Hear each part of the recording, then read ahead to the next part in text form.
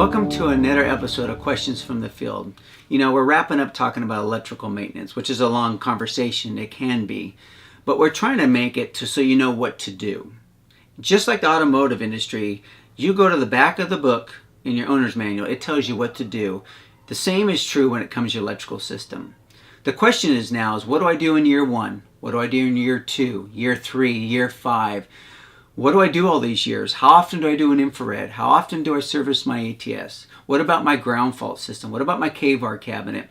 You know, you can chase and try to find everything, or can it be located in one place? The answer is yes.